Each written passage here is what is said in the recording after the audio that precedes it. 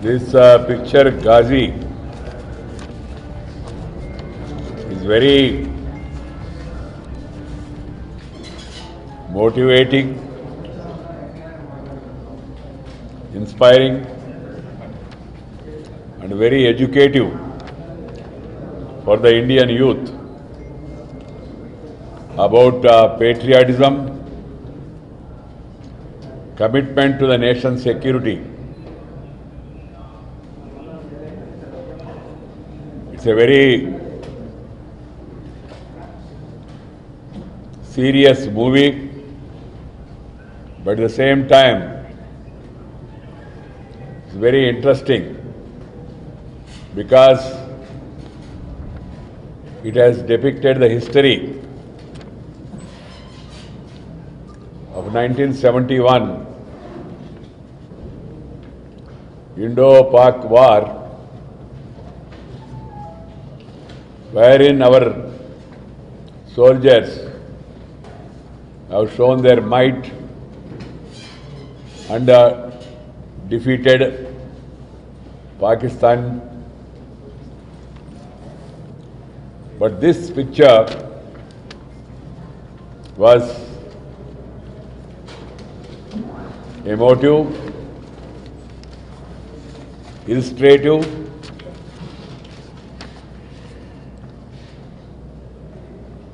and gives us an idea of how things happened before the actual war. I am a student of Visakhapatnam, and then we have the story of ISS Vikrant and the younger generation. They should know about history, and they should all really feel proud of the braveness shown by our great soldiers. That's the message of the picture. There is a message, powerful message, and there is a heroism displayed by our soldiers, and these actors, they all acted very beautifully. Sometimes it is very difficult to keep the interest when the movie is very serious. But this movie, in spite of being a historical depiction with little more fiction here and there, but at the same time, it was very interesting. And I hope that all the Indian youth, they will see this picture and then remember what has happened in 1971. Friends, I personally feel that such pictures are very much necessary. Now, when there are forces of separatism, divisive tendencies, which are trying to create internal disturbances, particularly in our neighbor, is aiding, abetting, funding, training terrorism, and they want to create tension, divert the attention from development, and stop India from becoming a powerful, prosperous nation. The very idea of our neighbor is to weaken our country. So Indian people should stand united, and they should remember the heroic acts of our brave soldiers, how they sacrificed their life to protect the integrity and unity of this country. That is the message we get from this picture. And I personally feel that we should all really think about the nation, forget about other divisive things of caste, creed, religion and region, should not be influenced by the efforts of some people who are trying to use every occasion to derive political mileage. The other day there was a statement by our army chief, General Bipin Rawat. He said, what is at stake in Jammu and Kashmir is a principle on which our republic is based, secularism, we can afford to let some separatist hotheads inject the poison of communal hatred there and turn it into a vast ghetto. We cannot afford to let some separatist hotheads inject poison of communal hatred there and turn it into a vast ghetto. This is what he has said. But it's quite surprising that some of our political leaders, including the former Home Minister and the Congress leaders and other communists also, are finding fault with our army chief. It is really very disturbing. The political parties are trying to create controversies even with regard to the security of India. First they found fault with the surgical strikes, whether they happened or not. Some people raised doubts and some people wanted proof also. Now they take objection to General Rawat's statement, which is made to give a stern warning to the separatists who are trying to aid the terrorists. And thirdly, now the former Home Minister yesterday said that Kashmir is almost lost. These are statements which will hurt the national interest. That's why I feel that such films really will be very useful to inspire the younger generation about the need for keeping the country united and taking care of the safety and security of the people. ఈ cinema ఆద్యంతం చాలా ఆసక్తిని ఉత్కంఠను కలిగించే విధంగా ఉంది. దేశ ప్రజల్లో దేశభక్తిని రగిల్చే విధంగా, దేశం యొక్క సమైక్యతకు సార్వభౌమత్వం కోసం మన వీర సైనికులు ఎలాంటి త్యాగాలు చేస్తున్నారనే విషయాన్ని 1971 ఆ పాకిస్తాన్ భారతదేశం యొక్క యుద్ధం ముందు జరిగిన సంగతులు, ఈ గాజీ యొక్క ఏదైతే ఉందో నౌకను పేల్చివేసినట్టు యొక్క సంఘటన ద్వారా మనందరికీ దేశభక్తిని మళ్ళా మనందరిలో తిరిగి రగిలింపజేసేందుకు ప్రయత్నం చేయడం జరిగింది. సినిమాలు మామూలుగా వినోదం కోసం తీస్తూ ఉంటారు, వాణిజ్య దృష్టితో తీస్తూ ఉంటారు. ఈ సినిమాలా కాకుండా దేశ ప్రజల్లో దేశభక్తిని రగిల్చేందుకు, చారిత్రాత్మక సత్యాల యొక్క నేపథ్యాన్ని మనకు చెప్పేందుకు చాలా సాహసోపేతమైన రీతిలో ఈ సినిమాను శ్రీ పట్టూరు వరప్రసాద్ మరి రూపొందించారు. వారికి ఈ సందర్భంగా నేను అభినందనలు తెలియజేస్తున్నాను. ఎందుకంటే దేశంలో దేశభక్తి, జాతీయ భావం చాలా అవసరం. కులం పేరుతో, మతం పేరుతో, వర్గం పేరుతో, ప్రాంతం పేరుతో, భాష పేరుతో జనాలను చీల్చే ప్రయత్నాలు జరుగుతున్నప్పుడు, మన దేశం యొక్కకి ఐకమత్యానికి ఇబ్బంది కలిగే ప్రకటనలు కొంతమంది రాజకీయ నాయకులు చేస్తున్నప్పుడు, కాశ్మీర్ లాంటి యొక్క నాజూకైన యొక్క పరిస్థితిని కూడా సరిగా అర్థం చేసుకోలేక ఇంతకుముందు అధికారంలో ఉన్నవాళ్ళు ఇప్పుడు మళ్ళా కాశ్మీర్ దాదాపు మన చేతిలో నుంచి వెళ్ళిపోయింది. ప్రభుత్వం ఉపయోగిస్తున్నట్టు యొక్క ఆ బ్రూట్ ఫోర్స్ వలన ఇలాంటి అపరిపక్వ ప్రకటనలు అవి దేశం యొక్క హితానికి ఏమాత్రం కూడా ఉపయోగం కావు. అది పక్కన ఉంచిన ఈ సినిమా ముఖ్యంగా యువతరంలో, నవతరంలో దేశభక్తిని రగులుస్తుందని, జాతీయ భావాన్ని పెంపొందిస్తుందని, మన వీర సైనికులు చేస్తున్నట్టు యొక్క వాళ్ళ సాహసోపేతమైన యొక్క త్యాగాలకు మనందరిలో కూడా మరింత ఒక రకమైన భావన కల్పించేందుకు ఈ సినిమా ఉపయోగపడుతుందని చెప్పి నేను భావిస్తూ ఉన్నా. సినిమా చాలా చక్కగా రూపొందించారు, చిత్రీకరణ కూడా చాలా చక్కగా ఉంది. యువతరానికి కాస్త ఒక రకమైన చెప్పాలి, it is scientific defence education. సముద్రం లోపల మరి సబ్మెరీను, ఆ దృశ్యాలు, సబ్మెరీన్ ఎలా పనిచేస్తుంది, ఇవన్నీ కూడా సామాన్యులకు నాకు కూడా సరిగా తెలవు. కానీ దాన్ని చక్కగా చిత్రీకరించి ఆ దృశ్యాలను కూడా మన ముందు, ఎందుకంటే సినిమా ప్రభావం చాలా ఎక్కువగా ఉంటుంది. అది చూసిన దృశ్యాలు ఉత్కంఠను కలిగించడమే కాకుండా, ఆసక్తిని పెంచడమే కాకుండా మంచి విజ్ఞానాన్ని కూడా అందిస్తాయి. అలాంటి ప్రయత్నం సినిమా చేసింది. ఇది ఒక రకమైన ధైర్యమైన యొక్క నిర్ణయం అని అనుకుంటున్నాను. ఎందుకంటే సినిమాలో సంగీతం లేనిదే, సాహిత్యం లేనిదే, వాయిద్యం లేనిదే, ఆటలేందే, పాటలేందే, కాస్త రంగు లేనిదే సినిమా నడవదనేది మనందరికి కూడా తెలుసు. కానీ ఆ రంగు లేకపోయినా, ఆ హంగు కనపడకపోయినా దీనిలో మెండుగా నిండుగా దేశభక్తిని రగిల్చే యొక్క విధంగా సినిమాను రూపొందించారు. ఈ దర్శకుడు కొత్త దర్శకుడు అని చెప్పాడు, సంకల్ప. అతనికి కూడా నేను చాలా చక్కగా సినిమాను అతను చిత్రీకరించాడు. ఎలాంటి హింస లేదు, ఎలాంటి జుగుప్స లేదు, ఎలాంటి ఇతరత్ర చౌకబారు విషయాలు ఏమీ లేకుండా ఈ సినిమా తేవడం చాలా సంతోషం. సినిమాలో ఉన్న కళాకారులు మనకు తెలిసిన దగ్గుబాటి రానా చాలా చక్కగా శౌర్యాన్ని ఆహార్యాన్ని ప్రదర్శించాడు. ఆయనకు నా అభినందనలు. అలాగే ఈ అతుల్ కులకర్ణి, మన యొక్క కేకే మీనన్, వీళ్ళు కూడా చాలా చక్కగా తమ పాత్రను బాగా పండించి మనందరినీ కూడా నిజంగా చాలా ఉత్తేజపరిచారు. వాళ్ళందరికీ కూడా హృదయపూర్వకంగా అభినందనలు అందజేస్తున్నాను. యువతరం ముఖ్యంగా దీన్ని తప్పనిసరిగా చూస్తారని, చూడాలని చెప్పని నేను కోరుకుంటా ఉన్నాను.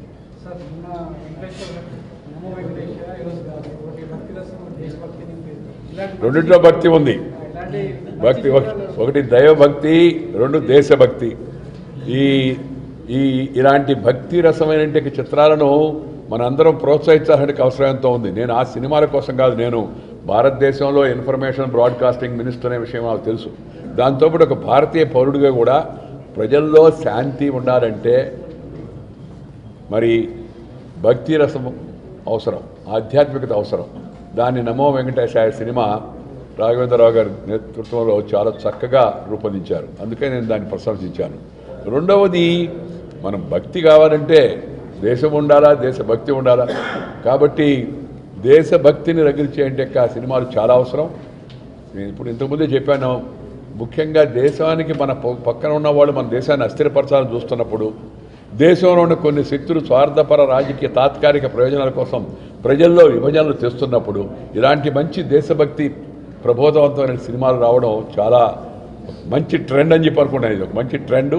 ఈ ట్రెండ్ ఇంకా రాబోయే రోజుల్లో కొనసాగాల్సిన అవసరం అంతా కూడా ఉంది. ఇప్పుడు దానివల్ల అది ఆలోచిద్దాం, దానివల్ల ఎంత ప్రయోజనం కలుగుతుంది అనే విషయం కూడా చూడాల్సిన అవసరం ఎంతో ఉంది, పరిశీలించాల్సి ఉంది. అది ఎంటర్టైన్మెంట్ ట్యాక్స్ అనేది రాష్ట్ర ప్రభుత్వం యొక్క పరిధిలో. ఎందుకంటే ఎంటర్టైన్మెంట్ ట్యాక్స్ అనేది రాష్ట్ర ప్రభుత్వం. నాకు గుర్తుంది, నేను ఎప్పుడో ఒకసారి అసెంబ్లీలో సినిమాకు శంకరాభరణమా పన్ను మినహాయింపు అని ఏడుది నాగేశ్వరరావు అంటే ఆయన తర్వాత నాకు చెప్పాడు, సార్ దాని మినహాయింపు వల్ల మాకు వచ్చే లాభం పెద్ద ఉండదు అని చెప్పని. నేనేమంటున్నానంటే సినిమాని ఎక్కువ మంది చూడడం వలన, ఆ సందేశం అందరూ అర్థం చేసుకోవడం వలన దేశానికి సమాజానికి ఉపయోగపడుతుంది. అందరూ ప్రోత్సహిస్తారని చూస్తాను. ప్రభుత్వ పరంగా ఏం చేయవచ్చు అనే విషయాన్ని నేను తప్పనిసరిగా మా విభాగంతో మాట్లాడి నిర్ణయించడం జరుగుతుంది. ఈ సినిమా తీసింది ఒక అవార్డు కోసం, ఒక రివార్డు కోసమో కాదు. ఒక పౌరుడుగా తమ కర్తవ్యాన్ని గుర్తించి సినిమా ద్వారా ఒక సందేశాన్ని వినిపించడం కోసం, దేశం కోసం మరి వరప్రసాద్ ప్రయత్నం చేశారు. దానికి ముఖ్యంగా నేను అభినందిస్తున్నాను.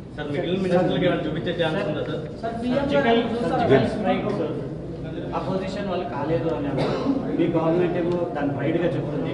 యూత్ కోసం ఒక మెసేజ్ ఇలాంటి ఆ మూవీ తీయచ్చు కదా. సినిమా తీసే అది ఇలాంటి వాళ్ళకి చెప్తే బాగుంటుంది. నేను సినిమా చూసేవాడిని కానీ తీసేవాడిని కాదు ఒకటి. తర్వాత ఇది మిగతా వాళ్ళందరూ కూడా చూడవలసిన సినిమా. నేను నా మిత్రులకి సహచరులకు కూడా తప్పనిసరిగా హిందీ వెర్షన్ కూడా ఉంది కాబట్టి ఢిల్లీలో ఒకసారి సందర్భాన్ని చూసి ఆ మిత్రులను కూడా నేను తప్పనిసరిగా చూడమని చెప్తాను. వాళ్ళందరికీ చూపించే ప్రయత్నం కూడా చేస్తాం. ఇవి ఎలక్షన్లు అనేవి ఇప్పుడు లేవు. ఎలక్షన్లకు ఇంకా చాలా సమయం ఉంది. నేను పార్టీ కార్యకర్తలకు ఇచ్చిన పిలుపు ఏంటంటే కష్టపడి శ్రమించి కింద స్థాయిలో అట్టడుగు స్థాయిలో పనిచేస్తే మనకి విజయం లభిస్తుంది. ఆ దిశలో ముందుకు వెళ్ళాలని చెప్పి నేను చెప్పడం జరిగింది. అందువలన దాన్ని వేరే విధంగా అర్థం చేసుకోవాల్సిన అవసరం లేదు, అన్వయించాల్సిన అవసరం లేదు. రాజకీయాల్లో విజయానికి షార్ట్ కట్ మెథడ్స్ లేవు. అలాగే వ్యక్తిగత జీవితంలో కూడా విజయానికి దానికి అడ్డదారులు లేవు. అడ్డదారిలో పోయిన వాళ్ళు మధ్యలో అడ్డంగానే దొరికిపోతారు, ఆ తర్వాత మిగిలిపోతారు. ఇది మన చరిత్ర చెప్తూ ఉంది. కాబట్టి సిద్ధాంతాన్ని, కార్యక్రమాన్ని, నాయకత్వాన్ని ప్రజల్లోకి తీసుకెళ్ళండి అని చెప్పి నేను నిన్న చెప్పడం జరిగింది. ముఖ్యంగా కూడా నేను మళ్ళా కూడా చెప్తున్నాను, ఈ సినిమా విషయం అయిపోయినప్పటికీ కూడా రాజకీయ విషయానికి వస్తే భారతీయ జనతా పార్టీ నిజమైన జాతీయ పార్టీగా దేశవ్యాప్తంగా విస్తరిస్తుంది. ఈ విస్తరణ మరింత పెరగాల్సి ఉంది. ఎందుకంటే ఈ దేశాన్ని సమైక్యంగా ఉంచడానికి, దేశ ప్రజలందరికీ న్యాయం చేయడానికి ఒక జాతీయ పార్టీ అవసరం. ప్రాంతీయ పార్టీలు ప్రాంతాలను గురించి వాటి శ్రేయస్సు కోసం పనిచేయగలవు, పోటీ పడగలవు కూడా, నేను కాదని. కానీ జాతీయ స్థాయిలో ప్రభుత్వాన్ని అవి ఏర్పాటు చేయలేవు, దాంట్లో భాగస్వాములు కాగలవు కానీ ఏర్పాటు చేయలేవు. దాన్ని దృష్టిలో పెట్టుకుని ఒకప్పుడు కాంగ్రెస్ పార్టీ జాతీయ పార్టీకి ఉండి దేశాన్ని అంతా పరిపాలించింది. ఆ తర్వాత క్రమేపీ అది క్షీణిస్తూ ఉంది. బీజేపీ క్రమేపీ బలపడుతోంది. దీనికి ప్రధానమైన కారణం ఏంటంటే మోడీ గారి యొక్క నాయకత్వం. దేశ ప్రజలు ఇవాళ మోడీ గారు ఈ దేశం యొక్క సమస్యలు 50 ఏళ్ల దుష్ట పరిపాలనలో మనకు వారసత్వంగా సంక్రమించిన సమస్యలను వరుసగా పరిష్కరించే ప్రయత్నం చేస్తున్నాడు. దానితో పాటు స్వతంత్రం అంటే ఏంది, అభివృద్ధి అంటే ఏంది, దేశభక్తి అంటే ఏంది, జాతీయ భావం అంటే ఏంది, జాతిలో ఉన్న అందరికీ మేలు జరగాల. లేకపోతే దేశభక్తి నువ్వు జెండా చూపించి దండం పెట్టండి, లేకపోతే భారతమాత పటానికి పూలమాల వేయండి అంటే అది దేశభక్తి అంటే దేశంలో ఉన్న అందరికీ న్యాయం జరగాల. ఆ న్యాయం ఇంతకుముందు జరగలేదు. అందరికీ సమపాళ్లలో న్యాయం జరగాల. ఎవరికి ఎంత స్థాయిలో ఏ విధమైన ఇబ్బంది ఉంటే ఆ ఇబ్బందిని అధిగమించే ప్రయత్నం జరగాలి. అందుకని విధానాలతో సిద్ధాంతము విధానము ఆచరణతో మోడీ గారు ఈ దేశంలో సమూలమైన విప్లవాత్మక మార్పులు చేస్తున్నాడు. ఈజ్ రియలీ ఏ రెవల్యూషనరీ అని ప్రజలు భావిస్తున్నారు. దాంతోపాటు ఈ పేద ప్రజల యొక్క దీనాజన ఉద్ధరణ అవుతుందో అది చాలా అవసరం. ఒక దేశంలో ఎంత ఆర్థిక అసమానతలు ఉంటే ఆ దేశం అంతా చాలా అభివృద్ధి చెందిన దేశం, గొప్ప దేశం అని ఎట్లా చెప్పుకుంటాం మనం? ఆర్థిక అసమానత తగ్గాల, సాంఘిక వివక్షతలు తగ్గాల. ఈ చూసాం కదా మనం అంతా దళితులపైన దాడులు, సిగ్గుచేటటువంటి విషయం, మహిళలపైన దాడులు, ఇవన్నిటిని కూడా ఆయన ఆమూలాగ్రంగా దేశాన్ని సంస్కరించాలి, రిఫార్మ్ పర్ఫార్మ్ అండ్ ట్రాన్స్ఫార్మ్ అని ప్రధానమంత్రి గారు చెప్పారు. దాని దృష్ట్యా ఇలాంటి వ్యక్తి ఒక 10 ఏళ్ల పాటు దేశాన్ని పరిపాలించాల్సి ఉంది. ఎందుకంటే ఈ 69 ఏళ్లలో ఈ పోగుపడిన సమస్యలన్నీ ఒక 5 ఏళ్లలో పూర్తి కావు. దీనికి మోడీ గారు లాంటి ఒక నాయకుడు ఒక 10 ఏళ్ల పాటు దేశాన్ని పరిపాలించి దేశం అంతా కూడా విస్తరించి రాష్ట్రాలు కేంద్రం కలిసి పనిచేస్తే దేశం అభివృద్ధి చెందుతుందని ప్రజలు భావిస్తూ ఉన్నారు. People want Modi to be there for another 10 years. That feeling is getting strengthened day by day. I don't say everything is over అని నేను చెప్పను, but country is moving in that direction. It's a positive direction. But our opponents they are not able to digest the emergency of Modi as a darling of the masses and also universally acceptable leader. అందుకని they are trying to beat his importance. ఆయన్ని తక్కువగా చౌకబారు మాట్లాడడం నేను కూడా చెప్పాను నిన్న, చాలా బాధ ఇస్తుంది. ప్రధానమంత్రిని పట్టుకొని నపుంసుడు అంటారు కొందరు, ప్రధానమంత్రిని పట్టుకొని గాడితో పోలుస్తారు. ఏమాత్రం ప్రాపంచిక పరిజ్ఞానం ఉన్నప్పటికీ కూడా కనీసం సంస్కారం ఉన్నవాళ్ళు ఎవరు అలాంటి పదాలు వాడరు.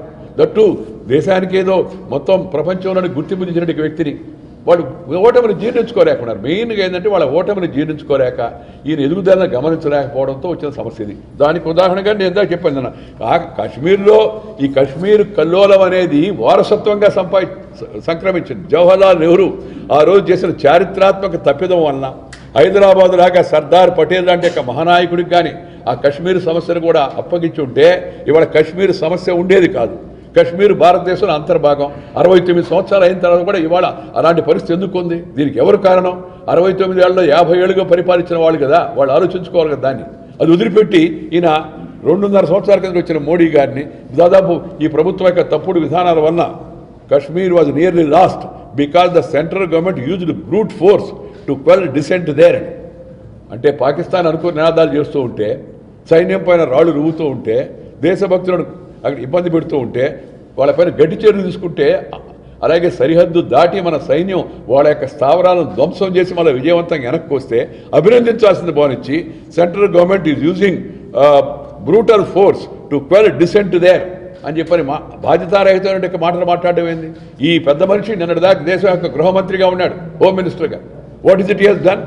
ఆయన పార్టీ 2004 నుంచి 2014 వరకు ప్రభుత్వంలో ఉండింది. మన్మోహన్ సింగ్ గారు అలాగే చిదంబరం గారు ఉన్నప్పుడు కాశ్మీర్ పరిస్థితి అంతా వాళ్ళు సర్దీస్ చేశారా?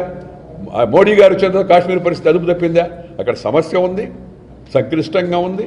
పక్కన ఉండే దేశం దాన్ని దాంట్లో ఆజ్యం పోసే ప్రయత్నం చేస్తుంది. దాన్ని దేశం అంతా కలిసి ఎదుర్కోవాల్సిన భావించి ఇలాంటి బాధ్యతారహితమైన అపరిపక్వమైన దేశ వ్యతిరేక ప్రకటన చేయడం అవుతుందో ఇది ఏమాత్రం కూడా మంచిది కాదు. నాకు ఇప్పుడు 24 గంటలు అయింది. నాకు ఆశ్చర్యం ఏంటంటే కాంగ్రెస్ పార్టీ ఇప్పటి వరకు దీనిపైన స్పందించలేదు. Why the Congress party silent on such a anti national statement by one of its senior leaders? Let the Congress party respond on this. Army chief యొక్క ప్రకటన తప్పుపడతారు మీరు. కాశ్మీర్ దాదాపు చేతులను చెడిపోయింది అంటారు. ఈయన మాట్లాడిన మాటలు పాకిస్తాన్ వాళ్ళ చెవులకు ఇవి ఆనందాన్ని కలిగిస్తాయి. ఏమని చూసారా? మేము చెప్తూ ఉన్నాం, కాశ్మీర్ ప్రజలకు ఇష్టం లేదు, అక్కడ ఉండే ప్రభుత్వం అంతా ఒత్తిడి చేసి హింసను ఉపయోగించి వాళ్ళ దీన్ని అణిచివేస్తుందని చెప్పేదానికి ఉపయోగపడతాయి. ప్రపంచ వేదికల మీద ఇప్పటికే పాకిస్తాన్ మన కశ్మీర్ని అంతర్జాతీయం చేసే ప్రయత్నం చేస్తుంది. దురదృష్టవశాత్తు చిదంబరం ఆయన ఇవాళ తీవ్రమైన నిరాశ నిస్పృహలో ఉన్నాడు, ఓడిపోయాడు, పైపించి ఆరోపణలు ఎదుర్కోవాల్సిన పరిస్థితి వచ్చింది. ఆయన మాట్లాడిన తర్వాత కనీసం కాంగ్రెస్ నాయకత్వం స్పందించి ఇదేదైనా నేషనల్ లెవెల్లో తెరవదేమో అనుకున్నాను నేను. హైదరాబాద్లో ఉన్న హిందూ పేపర్ మాత్రమే దీని గురించి ప్రకటించిందని. ఆ కాపీ కూడా నేషనల్ ప్రెస్కి అంతా పంపించాను. వాళ్ళు నేషనల్ ప్రెస్ కూడా అంతా దాని మీద నా ప్రకటన పైన నేషనల్ ప్రెస్, ఎలక్ట్రానిక్ మీడియా అంతా కూడా రియాక్ట్ అయినాయి. కానీ ఇప్పుడు వరకు కాంగ్రెస్ పార్టీకి ఈ మధ్య ఒక కొత్త అలవాటు వచ్చింది. ఏంటంటే ఏదైనా ఇబ్బందికరంగా జరిగితే అది ఆ వ్యక్తిగత ప్రకటన, మాకు సంబంధం లేదు పార్టీకి అనేవాళ్ళు. అది కూడా అనలే ఇప్పుడు వరకు.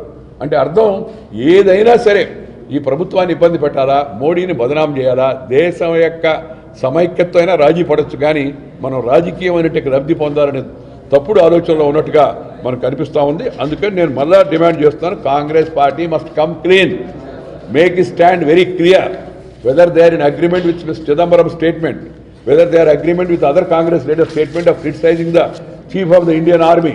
That should be made very clear.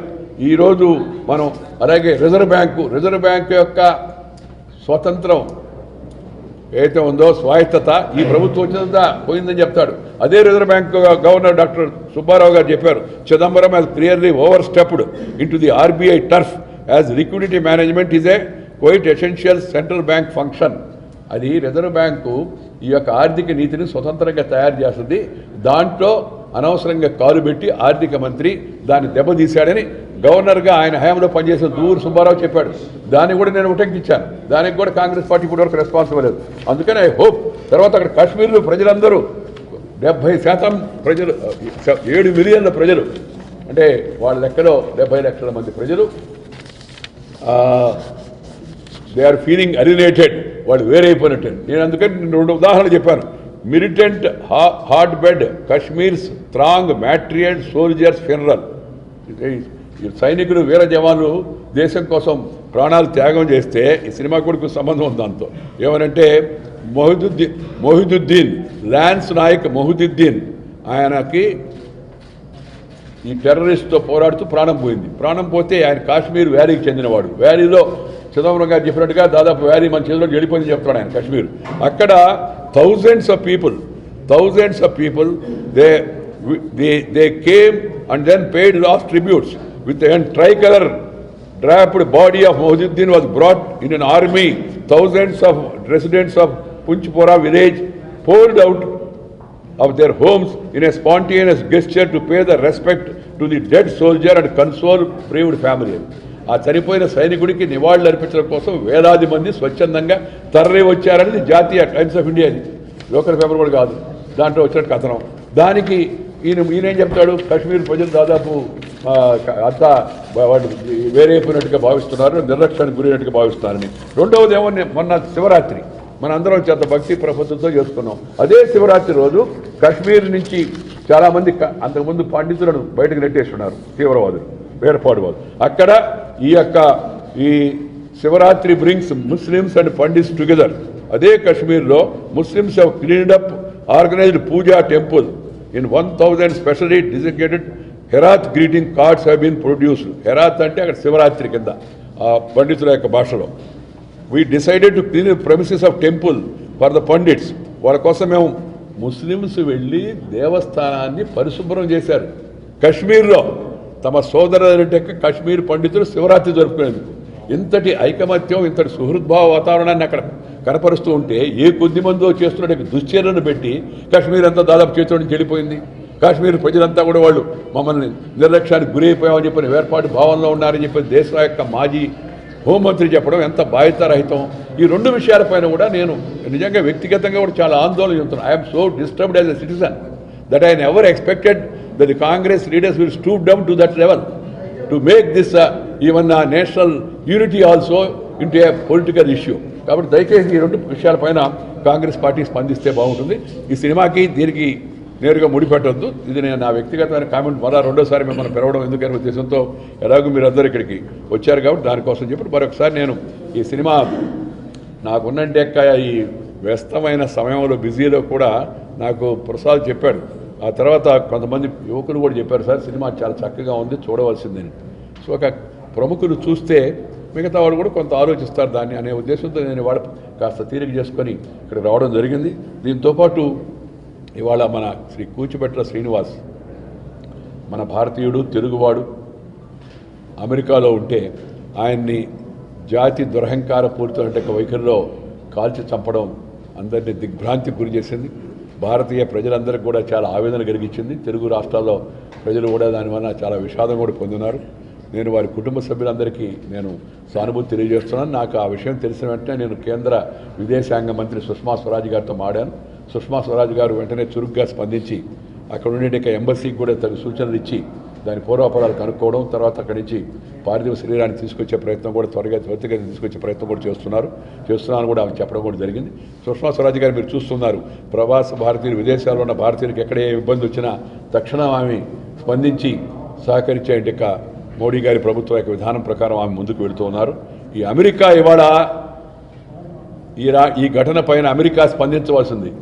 American president to the people of America, they should come out openly, condemn such actions and then take strongest action and also send a message that this is not acceptable.